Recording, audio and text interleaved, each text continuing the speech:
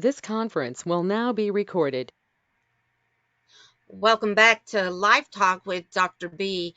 Today we are going to discuss laboratory findings.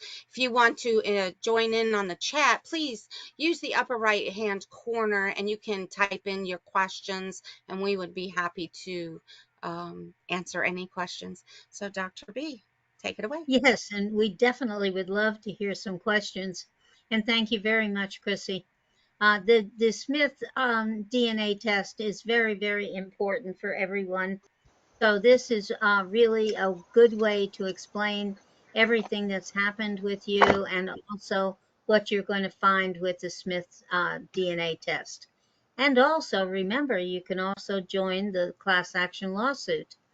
And we have Dr. Smith here with us today, and Travis will be joining us in 2 seconds. There he is. Hey, Travis, how are you? Good morning, guys. Sorry, I was Hey. having problems with my Wi-Fi. I just got it. I don't know we upgraded to this fiber and we've had nothing but problems out of it since we got it. Oh, my goodness. And hi, Dr. Smith. How are you? Good, Dr. B. Good afternoon. Travis, good afternoon. Am I coming Good through afternoon, okay? sir. Yeah, Yes, you're sir. coming through good. Can you give me one second? Let me let these dogs out because they're walking around in the background. Sure. Uh-huh. Give Take your me 2 time. seconds. Take your Sorry time. about that. Take your time. Sure, mister. Go. Come on. Dr. B, if we Go. can, Go. we can go ahead and we got some slides we want to go through today, and we can Yes. go ahead and we can pull up that first slide, which is the first of the DNA slides. Okay, and I'm going to get off of the screen just so that you can see things better, okay? Okay. All right. Thank you, Dr. B. Go sit down. All right. Go. Blow my nose. We'll give Travis just a minute to rejoin us here, and then we're going to He's go got over the puppy results of problems. this. We're going to go over Yeah, the sorry about that, guys. No Man. worry, Travis. No worry. Welcome back, Travis. Do you see the DNA results there on the screen in front of you? Yes. Okay. All right. And this is a slide that you and I have looked at before. Give me 1 second. Sorry about that. Yes, we have. Okay. All right. And Travis, what you realize what you're looking at here is this is the DNA results of the clinical trial that we did with what's called IRB approval. And Travis, you were one of the volunteers for this clinical trial, and now you have volunteered to come forward and actually reveal your identity, that you were one of the participants in the clinical trial, and talk with us about the results. And Travis, if I'm not mistaken, your DNA is number 7031 there on the list. Do you see that DNA? Yes, I do. Okay, and Travis, that you realize that's your DNA. Yes. So Travis, if somebody wanted to say, "Oh no, it's opioid addiction. It's a brain disease," okay, and yet here's the abnormal DNA right in front of you, Travis. This is real science that you're looking at here. That's your DNA damage, and as you can very clearly see, your DNA is clearly different from the 5 samples on the top of that chart. The 5 samples on the top of the chart are the opioid naive. Everybody below that are opioid dependent. That means that when they stop taking the opioids, they become very sick. And Travis, it's obvious that there's a difference between the DNA samples on top and the DNA samples on bottom. And you're one of the samples on the bottom. So Travis, when you hear somebody say, "Oh, it's opioid addiction. Oh, it's a brain disease," and yet you know that you're one of the few people who your DNA has been analyzed and your DNA showed a type of damage called methylation. Travis, how do you respond to people that say, "Oh, it's opioid addiction"? How do you respond to people that say, "Oh, it's a brain disease"? Well, first off, I'd let them know that, my DNA has been genetically changed for life. My blood has been poisoned. And I also would let them know that, my genes, my promoters are all out of haywire. It's kind of like a circuit breaker in a house. If you go inside of a house and start messing with the circuits in the circuit breaker, that house isn't going to function right, is it? Correct. So that's basically what's going on with my body right now. And we Let haven't done.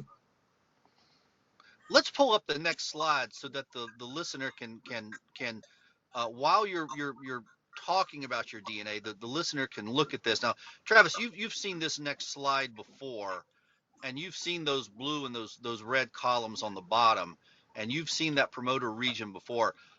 Travis, to to the best of your knowledge, what is that DNA test saying to you? It's saying to me that my DNA is just it's everything in the red is abnormal. It's out of it's not right. Everything in the blue is where it's supposed to be at, if I'm not mistaken. Correct. So The ones in the blue are DNA samples from opioid naive people that have never taken opioids. right. The So columns in the red are the people who are opioid dependent, such as yourself. there you go. So basically, my body is just all out of whack. I mean, the easy way to put it is my body is out of whack. My genes, I mean, my DNA is just, it's completely changed. It's never going to be right ever again. We don't know what this means for me in the future or anyone else that, their DNA has been changed as well or altered. We don't know what's going on because they haven't done any further testing. And they didn't do the proper testing to begin with before they even put this out into the population for the people to consume. So, that's my whole thing right there is, they should have made sure that they tested this product before they put it out into population for us to take it. That's Now, what you're referring to there, Travis, let's walk the listener through that. Uh, the DNA, the FDA has a responsibility and a mission to ensure the safety of drugs before they're released into the public, right? yes, that's correct. Okay. Okay. And one of the things that the FDA is required to do is to make sure that the product is not causing damage to the DNA. That's just one of the many types of damages that a drug can do. And just so everybody knows, there are two levels in the DNA. Okay, there's the actual genetic information, and then there's this methylation level that surrounds, kind of like a wire, the inner copper wire and the outer insulation. And the FDA does a great job of checking the inner copper wire for mutations, but the FDA does not have a process to check for methylation in the outer core of the DNA. There is no explanation for this. It is completely unexplainable, and it's completely inexcusable. And this is where the opioids do their damage, is in that outer core. And Travis, you see let's tell the listener that those blue and red columns there, that's where your DNA was actually damaged. Yes, that's where my DNA was actually damaged. Correct. Everywhere you see the red column bigger than the blue, that area of the DNA got turned off, right? Yes, it has. And it'll never come back on either. Permanently turned off. Uh, Travis, when you say those words, it's never going to come back on. I mean, you realize you're saying your body's never going to be normal again in your lifetime. That is the scientific fact that we can prove. We have the data to back it up. We have the science to back it up. And How do as you I've feel said making before, science doesn't lie. How do you feel making a statement like my body's going to be permanently damaged? I feel 100% good about it because we can prove that I'm telling the truth. We can prove that I'm not just making this up. There is science to back up what I am saying. Right, right. Now, when people become aware that they are not opioid addicts, and Travis, they told you for a long time you were an opioid addict. Yes, they did. They told you for a long time that this was a brain disease, you're an opioid addict, and they implied to you that you had control. It was all in your brain. Uh, when you look at this damage to the DNA and you think back upon when they were telling you that you were an opioid addict, and you eventually had the realization that that just wasn't true. Travis, there are hundreds of thousands of people out there who they haven't had that realization yet. They still believe that they are opioid addicts. They're still what I call drinking the Kool-Aid. Travis, when they now find out that they never were an opioid addict, that the whole thing was just damage to their DNA, Travis, how are those people going to react? I mean, I think they're going to be angry. They're going to be shocked. it's going to hit them like a light bulb switch went off. That's what happened to me when I did the Smith test and got my blood results back, my DNA results back, and I realized I had been poisoned. I realized my DNA had been changed, been altered for life. And I realized that it could also be passed down to my kids. That's what happened to me. I felt very angry. I felt very satisfied, though, at the same time, because I finally knew what was going on with me. And, I started to doubt it a little bit. I mean, I was trying. I mean, I don't know how to explain it. After being told so many times that you're this, you're this, you're this, you start believing it. So if someone tells you that you're a piece of crap all your life, eventually you're going to believe you're just a piece of crap. I mean, it's just, to me, that's just human nature. If you're told something so much, you're going to believe it. So after taking the Smith test and then getting my results back and then having it explained to me and then going and researching that, explanation and realizing, hey, this is the real deal. This is true. It was a light bulb going off in my head, and I felt, what's a good choice of words for me? I felt relieved that I actually knew that I was not an addict, that nothing was mentally wrong with me, that this is why this is happening to me, because of their product that they put out that poisoned me. It changed my DNA for life, and this is why I was acting the way I was acting when I was taking those opioids. It was because I had no control. Their product was defected, and they did not do the proper studies, and they didn't warn me about it before I took it. And then it poisoned me, basically. So that felt good, knowing that there wasn't something wrong with me mentally. Travis, we've been working together now for a number of sessions, and Travis, I want you to know that some people have seen you now, and they reached out to me with their comments about you, and Travis, you are mesmerizing people. You're the power of your words is being heard. And Travis, I know you're motivated to change people's lives. And Travis, I want you to know you are doing that. You are doing that.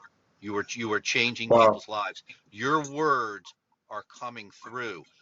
My role is to be the other side of the dialogue, so it's a dialogue that people can follow. And as we move on to the next slide, Chrissy, Travis, I want to encapsulate what I just heard you say, and you tell me if I heard correctly. Travis, I'm hearing you say that it's a twofold reaction. On one hand, you are angry at the people that allowed this to happen. You're angry at the people. On the other hand, you're relieved to know that you're not a drug addict. Correct. That's, Travis, it's going to take a lot of work. It's going to take a lot of work to lead people down that pathway. Okay? They're going to be confused. Okay? And you yourself can remember back when the light bulb went off for you. And you understand that they're confused. So these people are going to be confused at first, Travis, and I hope they will stay with us and listen to us over time. And Travis, you and I both know we're going to be here until this opioid crisis is over, right? Yes, sir. Right. And Travis, you're going to be in that leadership position, and you're going to be creating the pathway for these people to follow. Now, Travis, look at the graphic on the screen right there. That is in essence the study that we did. That is in essence the study that you were a volunteer of. And as you can see, there's a lot of gray at the bottom, and a lot of gray at the top, and a lot of white at the bottom. Everything that's gray is abnormal. Okay, everything that's gray is abnormal. So you see a lot of abnormal stuff there on top.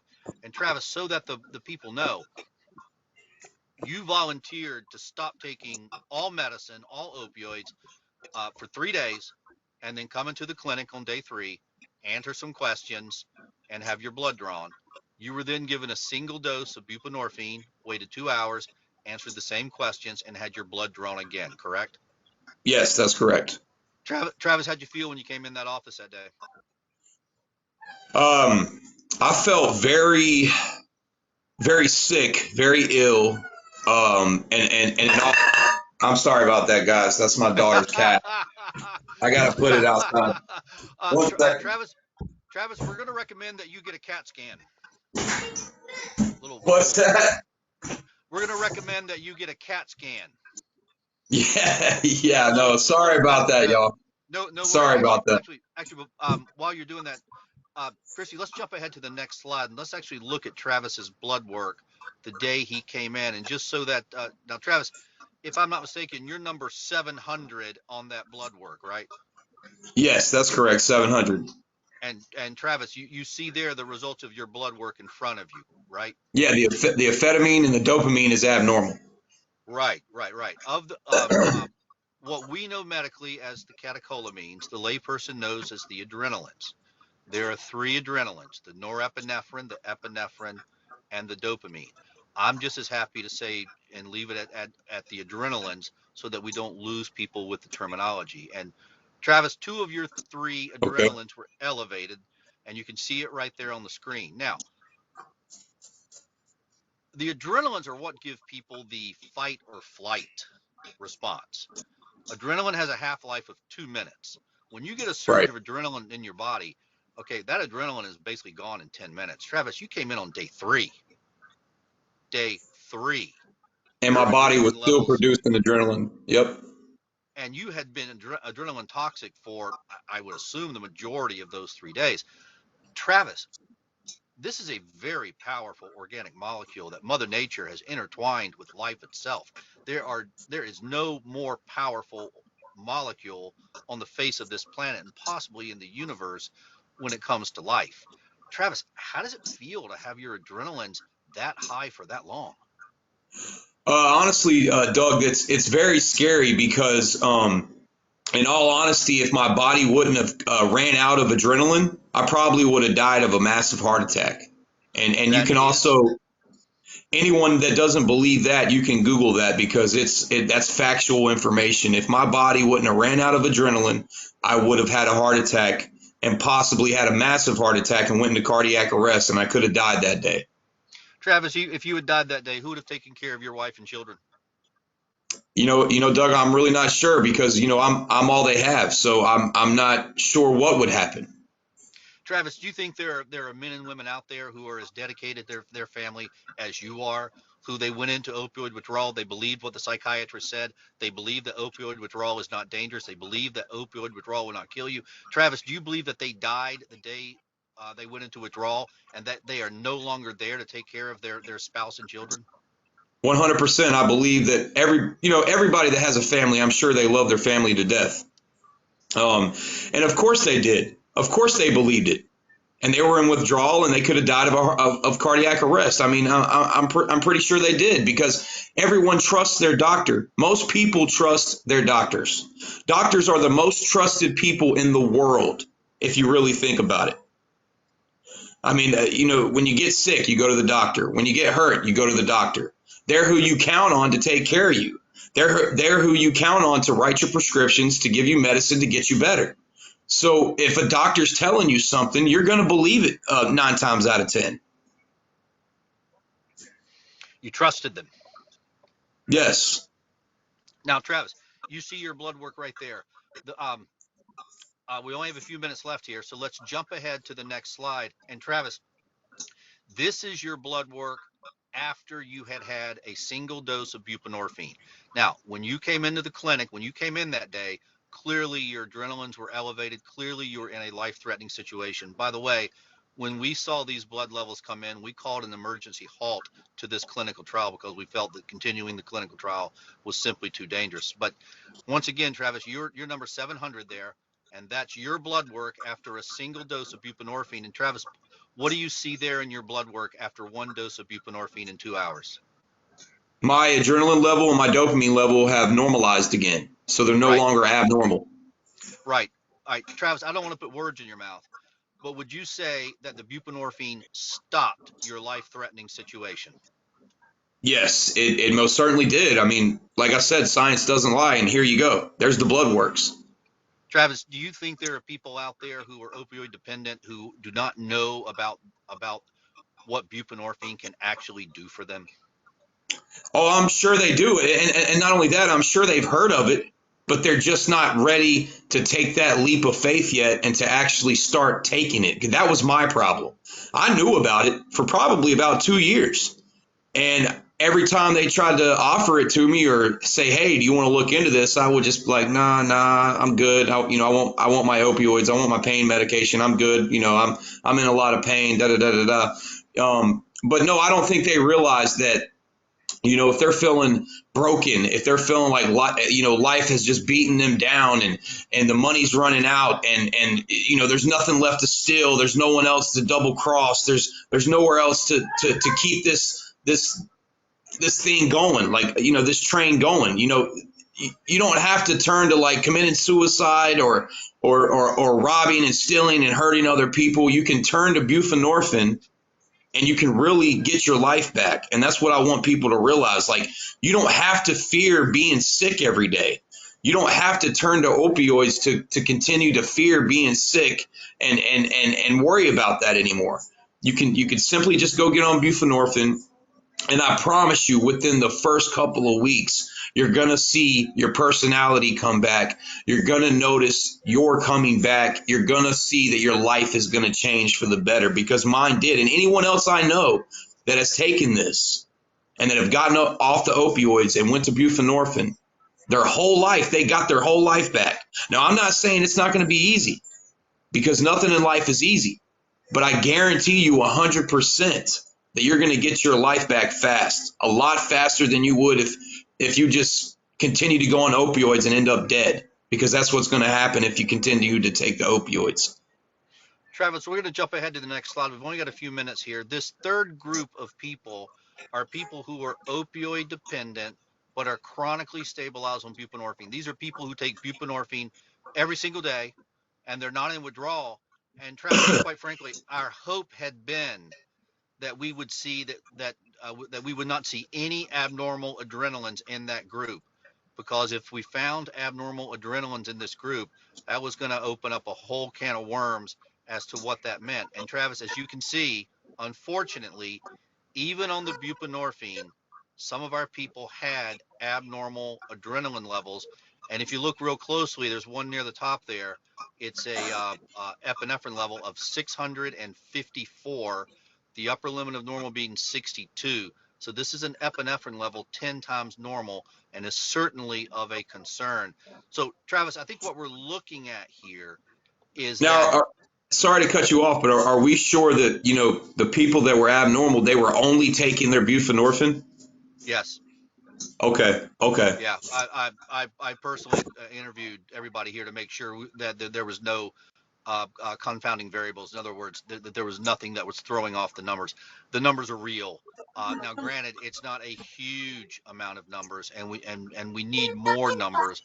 But Travis, the worry is that people, even when they're stabilized on the buprenorphine, are still at some level of risk from their adrenalines, and that is a very scary prospect. Yeah, 654 that's pretty high. Travis, you had said you had some instances where you felt like your heart was beating fast and you felt flushed. It actually happens every once in a while. Like, I'll just be sitting on my couch doing no exercise. I won't be at the gym. I'll just be sitting there watching television. And then all of a sudden, it's almost like, I don't want to say a panic attack. That might be a bad choice of words, because it's a lot different from that. I've had a panic attack before. But all of a sudden, my heart just starts beating real fast out of nowhere. And I start sweating, and I feel real hot. I don't know how to explain it, but I feel real hot. And it's a very uneasy feeling. It's unsettling. Normally I run to the shower and I hop in and let the water just run over my face, because you go into a panic. You're like, what's going on? You're like, what's going on here? I'm not doing any exercise. I'm just sitting here being calm, watching the television. And the next thing I know, my heart's over here, and that's never happened before. Never happened before I took opioids. Do you think you're having some elevated adrenalines during those episodes? Yes, after getting my blood test back and seeing the results and doing a little bit of research and learning everything that I've learned so far, it all makes sense. I'm a firm believer in common sense. Also, if the common sense has science to back it up, which this does, and it just makes perfect sense on what's going on with me. I mean, just everything adds up. 2 and 2 equals 4. And sometimes things aren't that difficult to figure out, especially when you have science or proof to back that up, as we do here. So, I mean, it's just, I would guarantee yes. My answer is yes. I think this is what's happening to me. That's going to need to be looked into. Dr. B, I know we're running out of time here. We wanted to reach back out to you. Can you hear us, Dr. B? I sure can. Dr. B, any follow-up questions? Anything that you felt like we should go over again for the listener in the last few minutes here? I do believe again that what Travis has said is 100% true, and I think he's saying it so strong that I don't think there's anything left to say, except if you are interested in taking the Smith DNA test, I am here. I am here to talk to you and help you walk through it. Just call me at 704-989-1167. And I find that group 2 there, that opioid dependent patients after taking buprenorphine, is really amazing how much people went back to normal. But those few that are very high there, that one, that is absolutely amazing. She must be having a lot of, or he must be having a lot of problems on an ongoing basis. Look at what happens with Travis. So he can just be sitting there and all of a sudden get these sweats and cold and has to go take a shower, and he's breaking out in a flush. I mean, that something is going on with his system. It. Now, Dr. B, are you going to be here next week, Monday through Thursday at 12:30? Yes, I am. Yes, sir. Travis, I am. are you going to be able to join us at least some of those days? Yes, sir. Is there something I could say to the viewers before we end real quick? Please. Sure. I just want to kind of send a message out to anybody that is still struggling with the opioids and they haven't switched to buprenorphine yet. I just wanted to tell them, in the last year before I made the decision to switch to buprenorphine, I lost everything. I lost my family. I lost my job pretty much. My mother and father wouldn't talk to me. I burnt all my bridges with my friends. There was no one to turn to. There was no one that wanted anything to do with me. My life pretty much at that point was rock bottom. If you're feeling like this now, I just want you to know there is a way out. Go to your provider or go to someone you trust and get them to get you a doctor or, a provider or whatever you need to do to get buprenorphine. Go there, even if it's a clinic, get on buprenorphine. And I promise you, your life will change for the better. And everybody that you have hurt and everybody that has turned on you because of your actions and because of the things that you've done because of the opioids, by which you really can't control. I honestly believe that. You don't have a choice because of what's happened to your DNA and because of what's happened to your blood being poisoned. Just please listen to my word and go get on buprenorphine. I promise you 100% it will change your life forever. You could get your entire life back very, very quickly. And that's all I wanted to say. I just want people to really hear me on this because it changed my life pretty much within a couple of weeks. Like I knew I was going to be okay. Thank you, Travis. I also have had a request for me to repeat my phone number. That is 704-989-1167. If my phone is busy, I don't answer it. Please text me. I call back everybody who texts me every single day. Thank you again. And thank you, Travis, for attending. Thank you. You're welcome, Dr. B. Thank you for having me. Please, you guys, go out there, get that Smith DNA test. It's so important for you, and join the class action lawsuit. Thank you. Bye-bye, everybody. Thank you. Bye-bye.